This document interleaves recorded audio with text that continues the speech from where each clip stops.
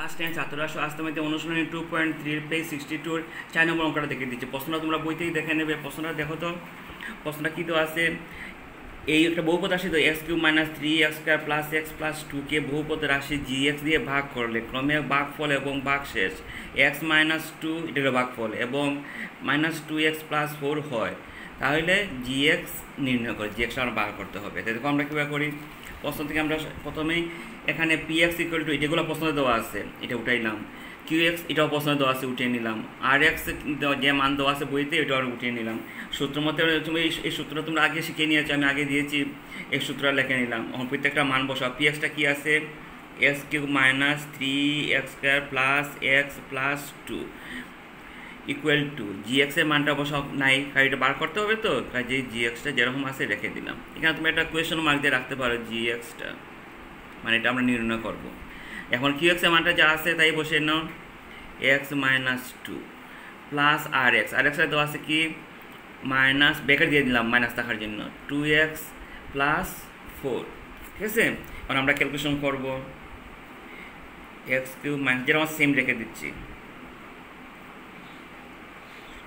এটা আছে মাইনাস এদিকে আসলে কী হয়ে যাবে প্লাস 2x, এটা আছে প্লাস 4, এটা হয়ে যাবে মাইনাস 4।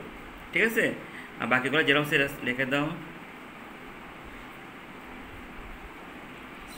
ঠিক আছে, এখন দেখো যোগবিয়োগ আমরা করে নিই, x cube minus 3x square 2x এক্সে মিলে কী হবে 3x মাইনাস 4 প্লাস 2 গেলে থাকবে মাইনাস 2। ঠিক আছে, আর এখানে এটা হলো x মাইনাস 2, এটা এখানে কী আছে পূরণ আছে, এদিকে আসলে কী হয়ে যাবে ভাগ হয়ে যাবে বাই ইকুয়াল টু gx। এখন আমরা ভাগ করে নেব,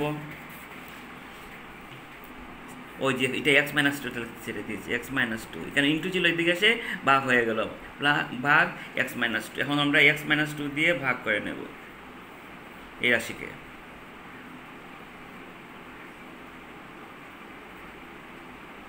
বুঝতে পেরেছো তো, ভালো মতো খেয়াল রাখবে, এটা একটা কঠিন আছে অঙ্কটা। এখন আমরা প্রথমে প্রথম নিতে লাগে, তাহলে আমরা কী দেবো এক্স স্কোয়ার আর এক্সে মিলে কী হয়ে গেল এক্স কিউব।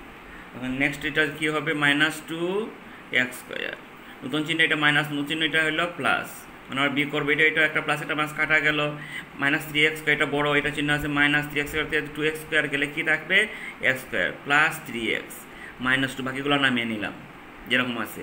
এখন আবার প্রথমে মিলতে গেলে আমার লাগবে একটা মাইনাস এক্স, প্লাসে মাইনাসে মাইনাস এক্সে কী হবে x square minus plus minus plus মাইনাসে মাইনাসে প্লাস 2x, নতুন চিহ্নটা হয়ে গেল প্লাস, এটা নতুন চিহ্ন মাইনাস।